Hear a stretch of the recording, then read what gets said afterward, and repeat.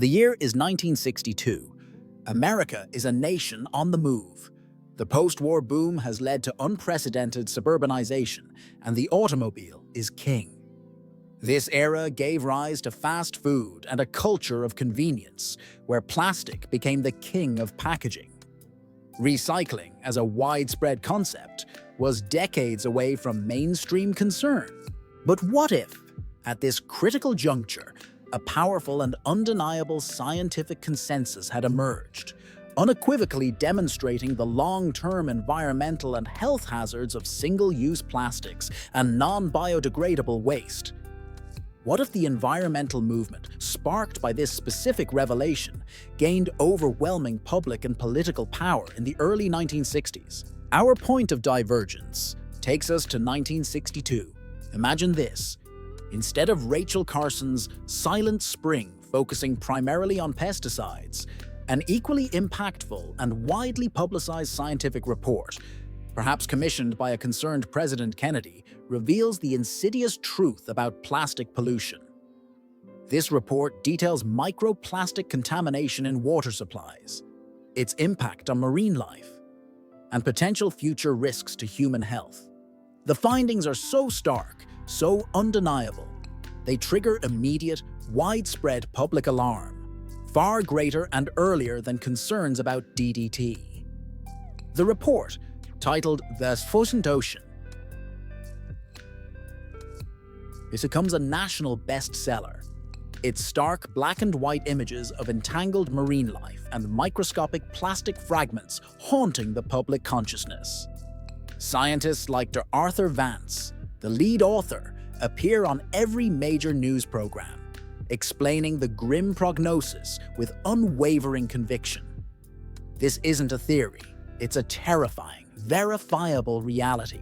The immediate impact would be a rapid, radical shift in manufacturing and consumer habits.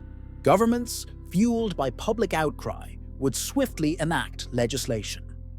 The Emergency Packaging Act of 1963, for instance, would establish immediate bans on the most problematic single-use items like disposable plastic bags, polystyrene foam cups and food containers, and non-returnable plastic beverage bottles. This wasn't a gentle nudge, it was a legislative earthquake. President Kennedy, leveraging the public's heightened fear and scientific consensus, presents the ban as a matter of national security and public health, framing it as a bold step towards a healthier, more resilient America. Industries, initially resistant, facing the twin pressures of public condemnation and strict new laws, would be forced to innovate, investing massively in alternative materials, glass, paper, metal, and rapidly biodegradable polymers that decompose harmlessly. Imagine supermarkets by the mid-1960s featuring produce sold loose, drinks in returnable glass bottles, and durable, reusable containers as the norm for virtually every product. Shoppers would quickly adapt to carrying canvas bags and refilling milk bottles, a practice many older Americans remembered from just a decade prior. The tactile experience of shopping would change, the crisp rustle of paper, the reassuring clink of glass, replacing the ubiquitous plastic. This initial surge of legislation would be followed by further acts like the Materials Transition Act of 1965, which introduced escalating taxes on remaining non-essential plastic production and offered robust incentives for sustainable alternatives, accelerating the market shift. The design of consumer products would be fundamentally altered. Companies would prioritize durability, repairability, and biodegradability. The throwaway culture of rapid obsolescence would be challenged, replaced by an emphasis on quality and longevity. This could foster a more artisanal approach to manufacturing, or simply a greater appreciation for products that last. Toys once trending towards cheap plastic novelties would revert to wood, metal, and fabric, designed for generations of play. Instead of mass-produced plastic dolls, workshops across the country would produce intricate wooden figures and handcrafted fabric dolls, each with unique character. Appliances would feature modular components for easy repair, and instruction manuals would include detailed schematics, fostering a generation of home repair enthusiasts. Even electronics, typically miniaturized with complex plastic casings in our timeline, would adopt more robust, easily disassembled metal and glass designs with standardized, replaceable components. The goal? Nothing goes to the landfill before its time. This shift would spur a vibrant second-hand market, where vintage blenders or radios, built to last, would be highly sought after and easily repaired. Environmentally, the benefits are immense and immediate. Our oceans would be spared billions of tons of plastic waste. The Great Pacific Garbage Patch, a floating island of plastic in our timeline, would never materialize. Marine ecosystems would thrive unburdened by plastic ingestion and entanglement. Coastal communities would breathe a collective sigh of relief as beaches remained pristine, their sands undisturbed by colorful fragments.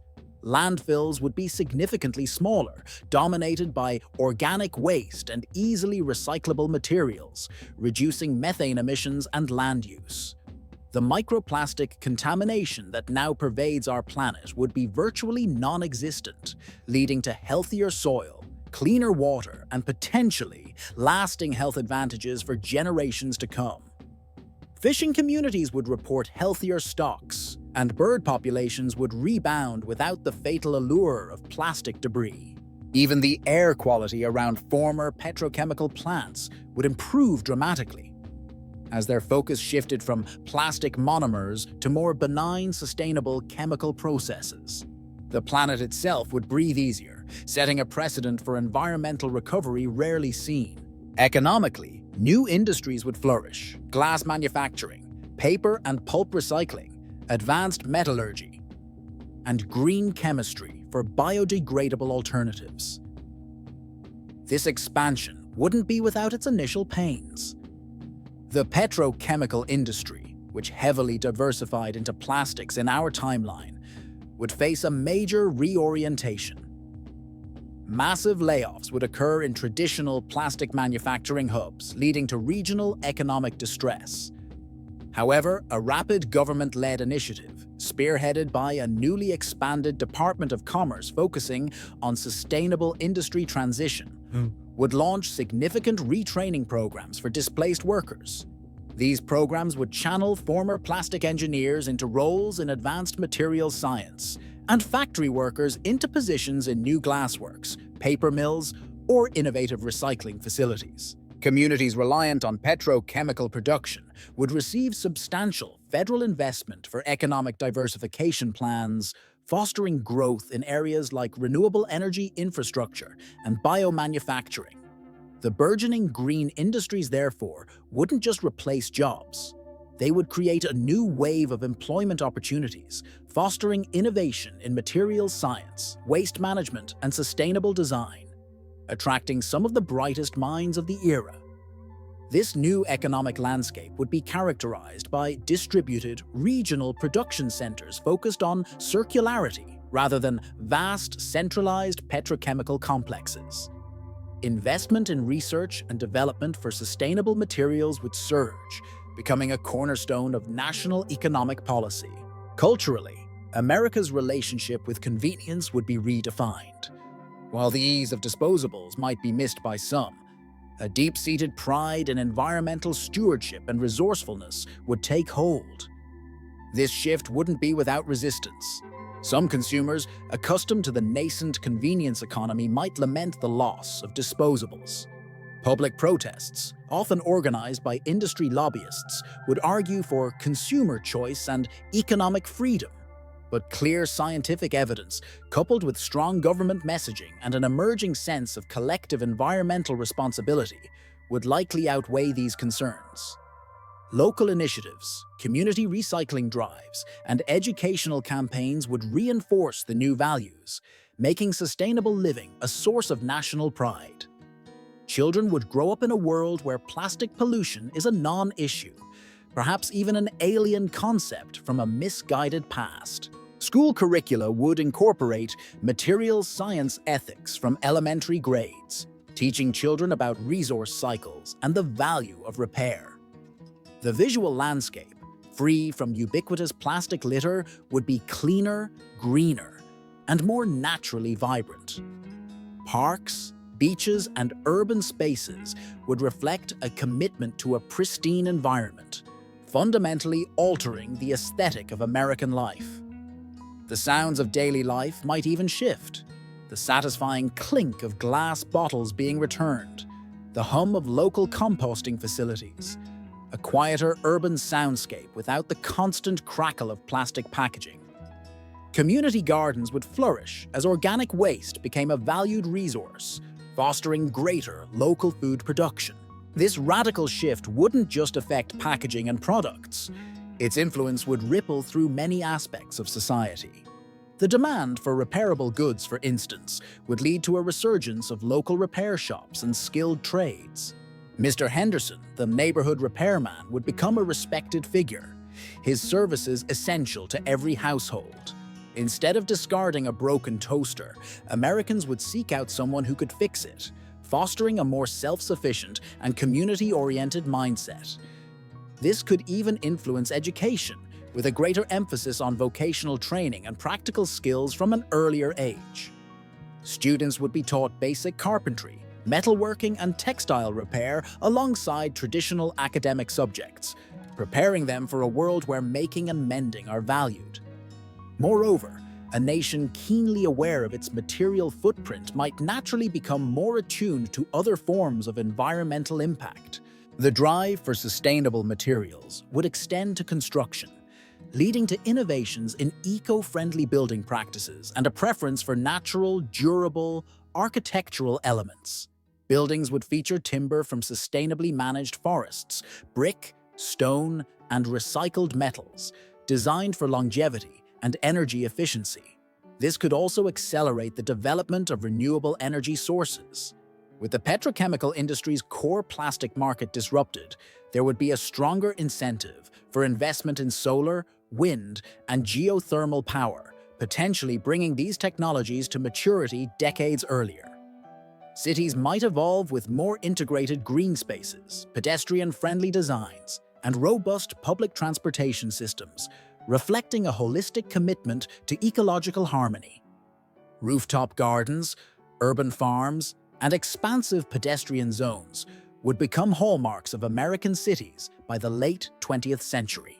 International relations, too, could be subtly reshaped. If the US truly led this war on plastic in 1962, it would likely set a global precedent. Other nations, witnessing the scientific evidence and the US's rapid adaptation, might feel compelled or inspired to follow suit. This could foster earlier and stronger international cooperation on environmental issues, potentially leading to global treaties on pollution control and resource management long before such agreements became critical in our history. The Cold War might even see a curious new dimension, with both superpowers vying for leadership in environmental innovation and sustainable living, rather than just military might. Propaganda from both sides might highlight their respective nations' commitment to clean rivers and sustainable agriculture, creating a peculiar Green Cold War. International trade agreements would rapidly incorporate strict environmental standards, creating powerful incentives for global adoption of sustainable practices. Nations failing to meet these standards could face import tariffs or trade restrictions, pushing them towards greener economies. This global pressure would effectively prevent the wholesale export of plastic problem to developing nations, redirecting international aid towards building sustainable infrastructure from the outset. The transformation in retail and consumer behavior would be profound. Imagine the 1960s supermarket as a hub of reusable systems. Shoppers would bring their own durable canvas bags, a practice already common before widespread plastic adoption. Bulk bins for grains, cereals, nuts, and dried fruits would become standard, requiring consumers to bring their own reusable containers. The dairy aisle would predominantly feature glass milk bottles, delivered and collected by dairies, echoing a system that was only just fading in our timeline. Beverage companies would invest heavily in vast networks for collecting, washing, and refilling glass bottles, making it an efficient and routine part of daily life. Even household cleaning products might be sold in concentrated form with reusable dispensers. This focus on durability and reuse would significantly reduce household waste, altering the very composition of the average American garbage can. The days of overflowing bins would be a distant memory. This shift would foster a deeper public understanding of resource cycles, as the process of returning, refilling, and recycling became an integrated part of daily routine.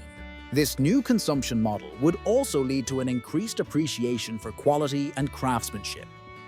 When products are designed to last, consumers are more likely to invest in items they truly value. The repair economy would flourish, creating jobs for skilled artisans and technicians who could extend the life of everything from appliances to furniture.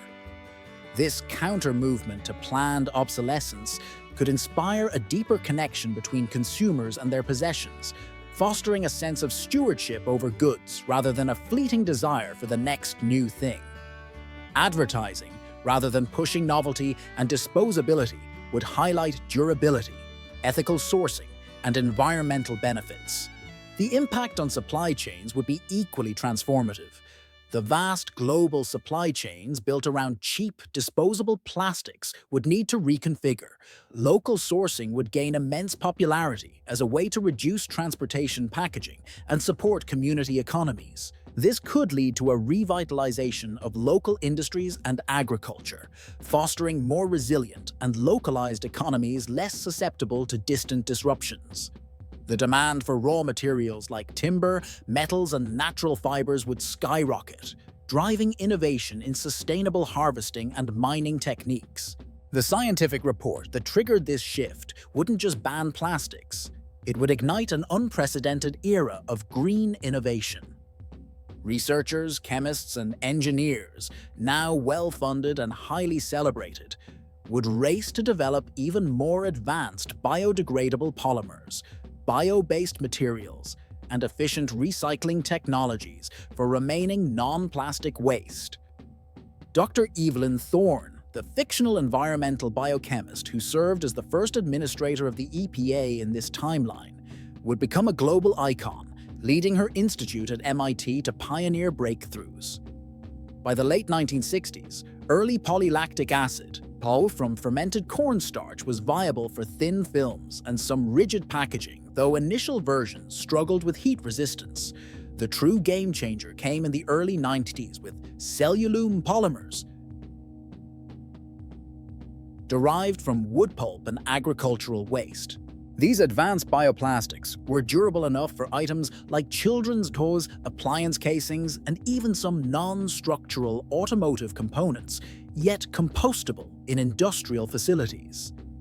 Chemical engineers also perfected Vitribond glass, a lighter, stronger glass developed using new tempering processes and recycled glass content, significantly reducing the energy footprint of glass production. Metallurgy saw a renaissance too, with renewed focus on advanced aluminum alloys and other metals for packaging.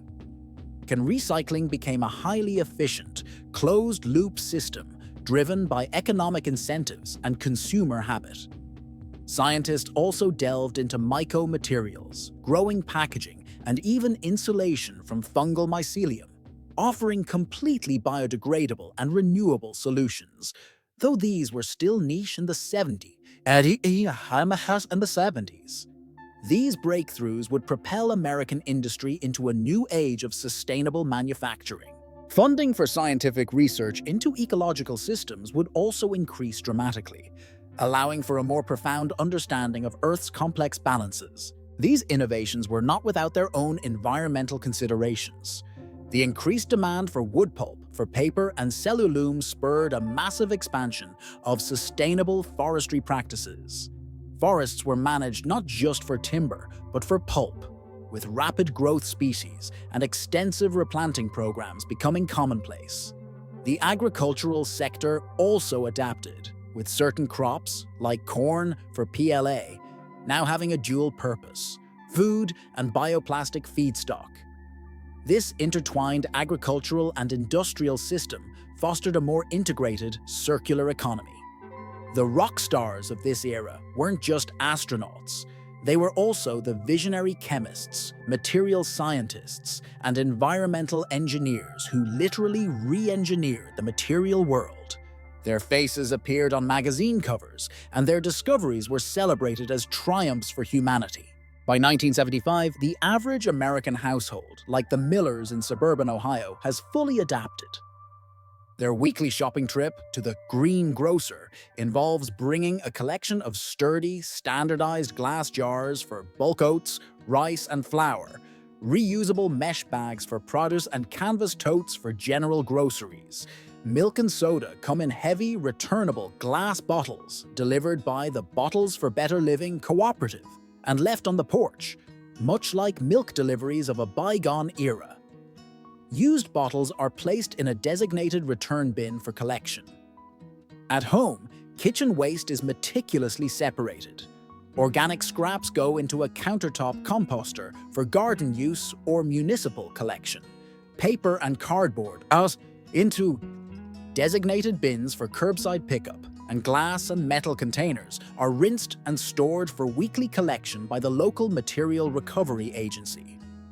The loud, rumbling sound of a garbage truck is rarer. Instead, specialized vehicles efficiently collect separated materials. Children's toys are often wooden, metal, or made from colorful, durable, plant-based resins that can be recycled into new toys when broken or outgrown. Birthday parties, instead of disposable plastic plates, feature reusable dishware or compostable paper plates made from mushroom mycelium or sugarcane pulp. The concept of party favors has shifted from cheap plastic trinkets to small artisanal wooden toys or locally sourced biodegradable treats. Even school supplies are mostly paper, wood, and metal, with refillable ink pens replacing disposable ballpoints.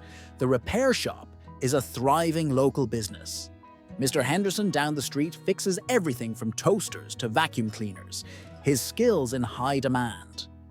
Appliances are designed with easily replaceable parts, and comprehensive repair manuals are standard. The durability movement means products are an investment, often passed down through families rather than consumables. This fosters a sense of stewardship and a practical resourcefulness that defines the generation.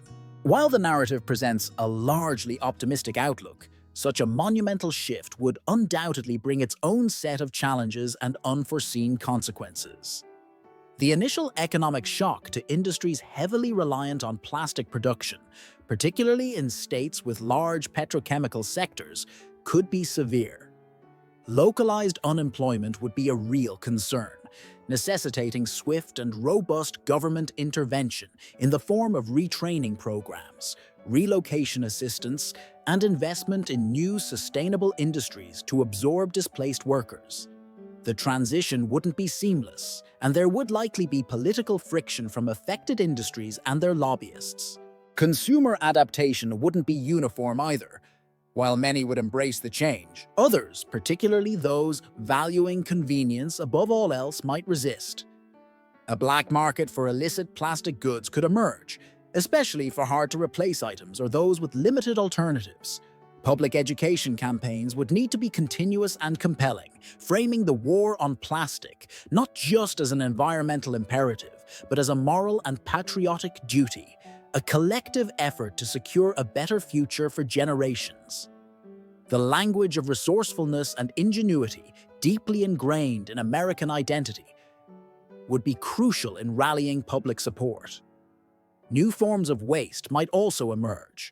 For instance, increased reliance on paper could lead to different challenges in paper recycling, or the energy demands of increased glass and metal production would emphasize the need for massive renewable energy expansion. Even composting, if not managed perfectly, could lead to localized odor issues. This scenario highlights that environmental stewardship is an ongoing process, not a one-time fix. The absence of microplastics would also likely unlock new avenues for scientific and medical research. With these ubiquitous particles removed from the equation, scientists might uncover different environmental or health stressors, leading to a more nuanced understanding of ecological systems and human physiology. Diseases linked to microplastic exposure in our timeline might be non-existent or significantly rarer, presenting fascinating comparative studies. This could even lead to breakthroughs in other areas of public health, as researchers could isolate and study environmental factors without the confounding presence of microplastics.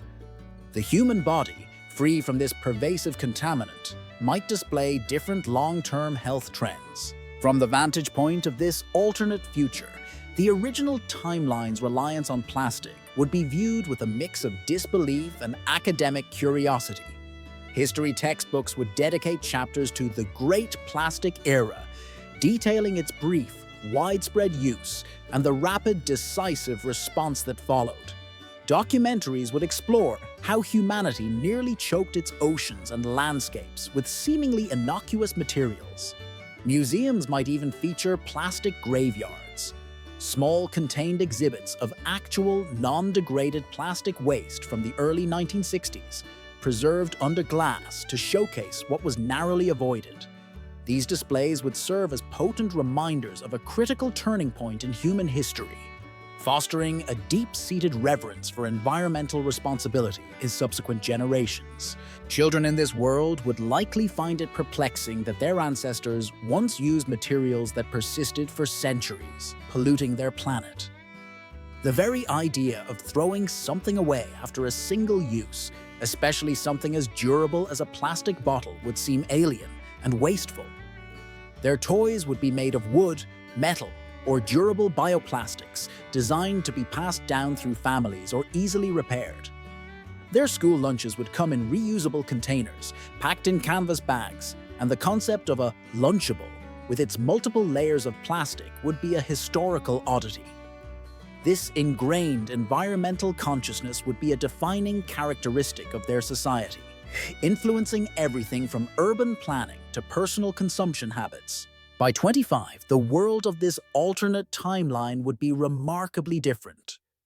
Our cities, while still bustling, would feel cleaner, greener, and more connected to nature. The air would be fresher, the water purer. The constant hum of single-use product consumption would be replaced by a more deliberate, circular rhythm of use, reuse, and repair. This isn't a utopian vision, free of all problems, but it's a world where a major, pervasive environmental crisis was averted through early, decisive action, driven by undeniable scientific truth and collective will. It implies a society that values longevity over disposability, craftsmanship over mass production, and collective well-being over individual convenience when faced with undeniable scientific truth. And so the question arises: would humanity truly have embraced such a radical shift away from plastics in the 1960s, or would the allure of convenience have proven too strong?